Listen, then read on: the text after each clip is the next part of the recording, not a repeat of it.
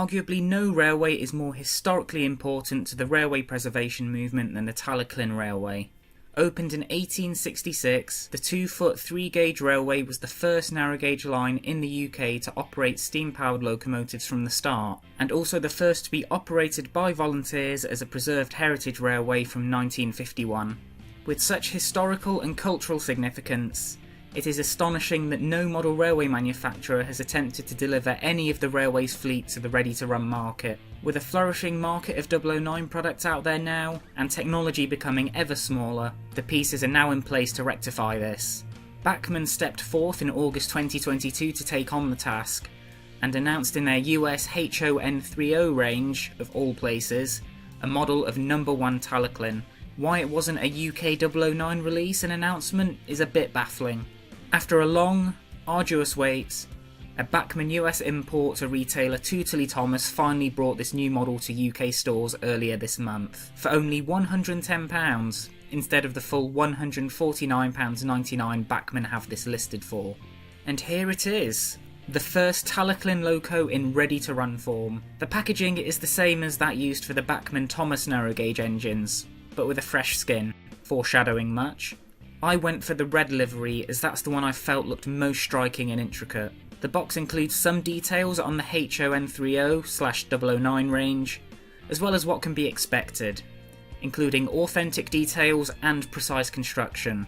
Everything here sells this as a top quality engine. With the packaging removed, we can see that the paint scheme and decoration on this engine really shines. The banded lining and name decals are fantastically applied, nice, straight and crisp.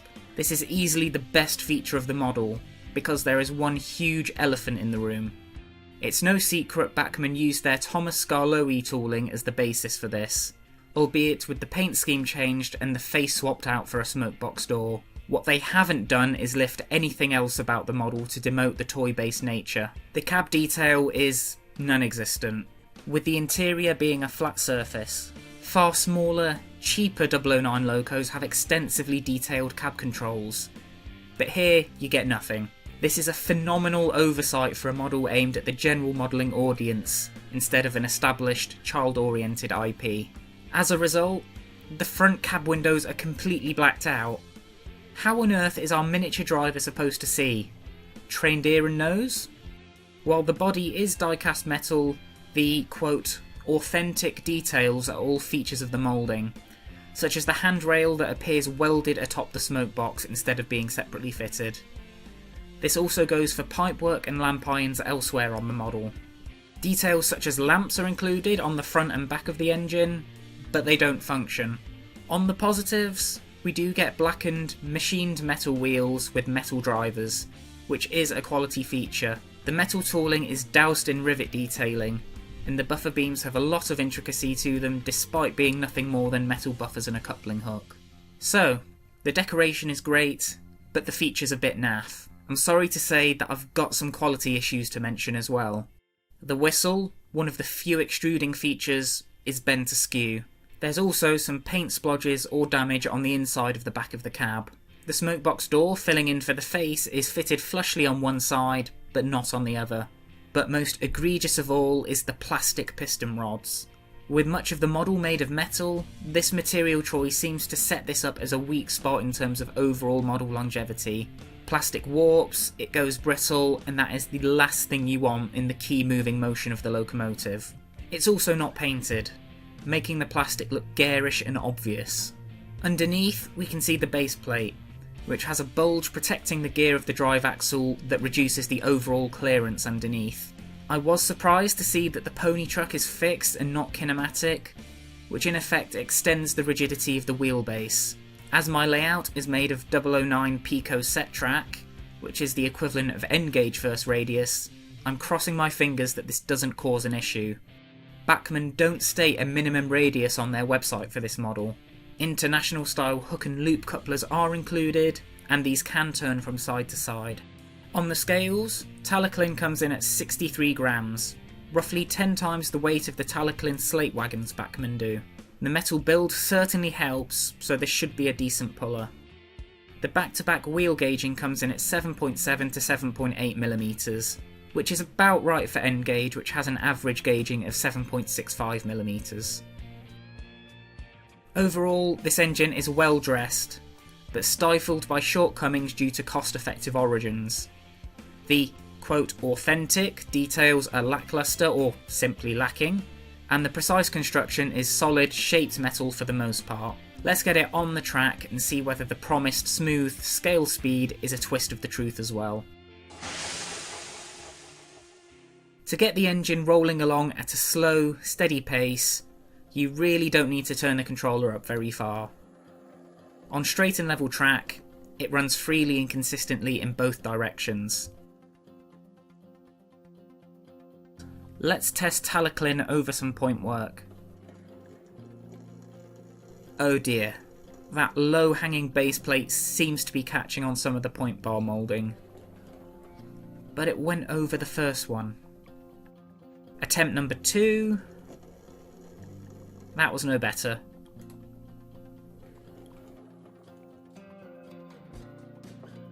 That track pin is definitely pushed all the way down, and the point is free and in contact with the rails.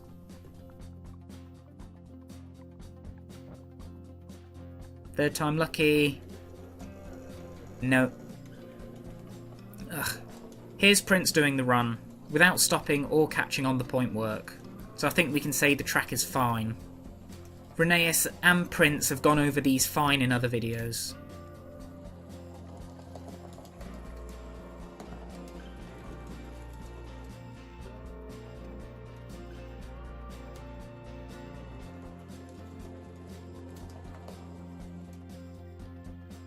I've given all the points a clean and a check, so let's try again. It's cleared the 3 points, but it's now caught on a further set. What were Bachmann thinking making the drive axle clearance so low?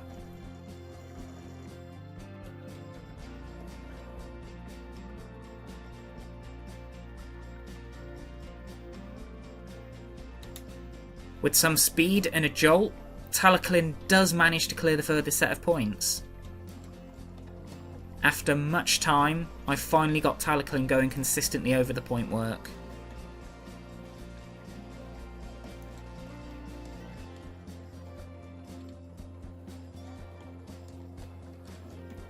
God, that was a struggle.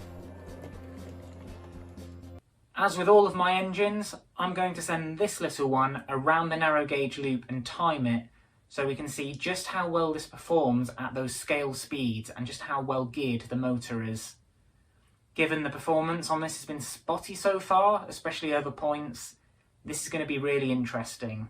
So, let's hand Talyllyn over to my train racing driver. Some say that while working in Ohio, he once left the brakes off of train CSX number 888, and that he was once beaten by Isambard Kingdom Brunel in a high jump contest. All we know is, he's called the Grunt. Talyllyn is all lined up. There's the Grunt in the cab, unsure of what to do with the lack of cab controls. Thankfully, he has a backup supply of gold dust to get them on their way. And off Talyllyn goes at 50% speed, the Grunt not caring for the lack of visibility due to those blocked front windows. A slight jolt going around the tight future tunnel section, but they race down the straight like a hit-era Skarloey. Over more points, without trouble, back through the station, and across the line. As my only other non-Thomas 009 engine, the small England Prince will be the comparative bar here. The Grunt didn't fancy squeezing into the cab, and for some reason dismemberment and reassembly didn't seem appealing to him today. And off Prince goes at 50% speed round the site of the future tunnel, no jolts. The Grunt seems to have thrown himself off balance as they head down the centre straight. They pass the siding on the way back into the yard, slowing down a tad on the way in, but they make it across the line. So, the Bachmann Talyllyn, self-proclaimed as having smooth, slow scale speeds, did the lap in 17.43 seconds, which is a scale speed of 37.2 miles an hour.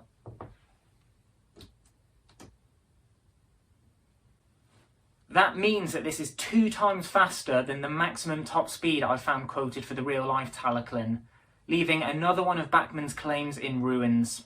If you run this at 30% or less on your controller, you'll be able to achieve some realistic speeds, but if you turn it up and give it the full beans, then this will be going at a scale speed of over 70 miles an hour, which is frankly ludicrous. Either the Bachmann have some secret dynamometer reading showing Talyllyn going that fast in real life, or they just didn't bother to do the calculations for the scale speed their model actually goes. I think we all know what's most likely. For comparison, the Kato/Pico Small England Prince did the lap in 23.3 seconds, or 27.8 miles per hour at scale speed. That's slightly too fast, meaning full beans at the controller would equate to almost 60 miles an hour. So it's geared a bit on the fast side, but nowhere near as badly as Talyllyn. I wonder if the traction tyres on this played any kind of role in tempering the speed slightly. Alas, we now have our first narrow gauge engine laps on the board, and it's produced some really interesting results. The Talyllyn shines and stands out, but for the wrong reasons. With the gearing test done, demolishing yet another of this model's selling points, let's hook Talyllyn up to some rolling stock and test those couplings. Ready to go is a small train of Talyllyn slate wagons, as well as a box van and brake van from the Bachmann Thomas narrow gauge range. That first attempt was too gentle, but let's have another run.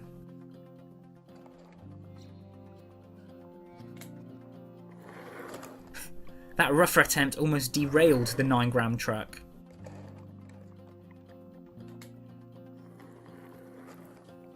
That just shunted the train backwards.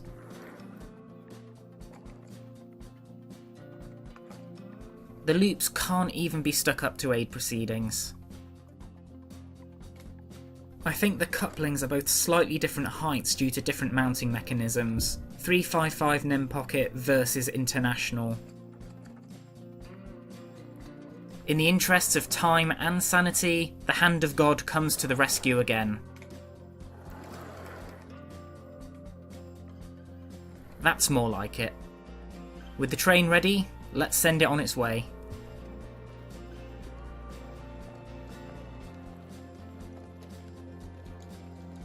You can see how it jolts, grinds and struggles on first radius, despite Bachmann not specifying a minimum radius for this model. The engine does cope fine with the baseboard joins though.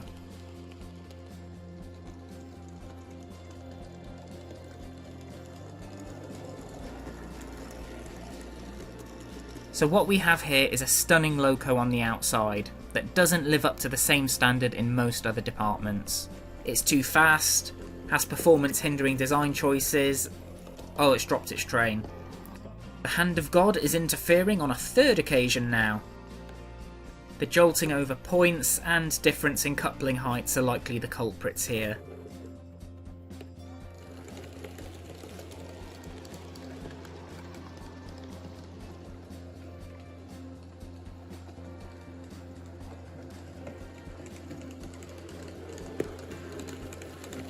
There we go, it's made it through this time.